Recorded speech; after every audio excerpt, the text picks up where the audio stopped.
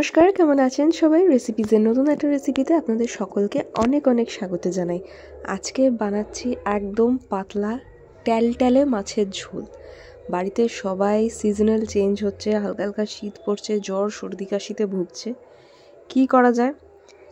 অনেক দিন ভালো করে খাওয়া হয়নি, পেটের সমস্যাও হালকা হালকা সবার দেখা গেছে, যেহেতু অ্যান্টিবায়োটিক চলেছে।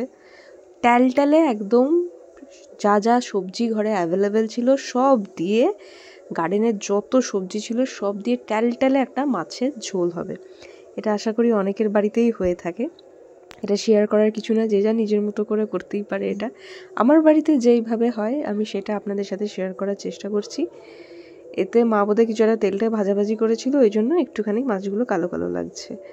তো প্রথমেই তেল গরম করে মাছগুলো নুন হলুদ মাখিয়ে ভেজে নেওয়া হলো। বাকি তেলটা কড়াইতে দিয়ে তাতে কালো জিরে, বেশ কিছুটা পরিমাণে কাঁচা লঙ্কা, একটা টমেটো একটুখানি কেটে নিয়ে এটা খুন্তি দিয়ে বাকি কাটাটা তেলের মধ্যেই হয়ে যাবে।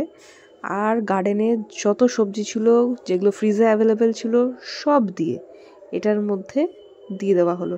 এতে বিনস, গাজর, কুমড়ো, পেঁপে, পটল সব আছে। এতে আলাদা করে তরকারি দরকার নেই, এই মাছের ঝোলেই সব তরকারি। এবার এক দুই করে একদম সুন্দর করে ভাজা ভাজা করে ফেলতে হবে। দিয়ে এবার এক গামলা সমান জল ঢেলে দিন। এবার এগুলো ফুটুক, একটু ঢাকা দিয়ে সুন্দরভাবে ফুটে যাক। এখানে সুন্দর টকবক টকবক করে ফুটে উঠেছে। এতে বিশেষ কোনো মশলা দেওয়ার প্রয়োজন নেই। এটাই গরম গরম ধোঁয়া ওঠা ভাতের সাথে খেতে হবে। ভেজে রাখা মাছগুলো দিয়ে আরও 2-4 মিনিট একটু ফুটিয়ে নিতে হবে।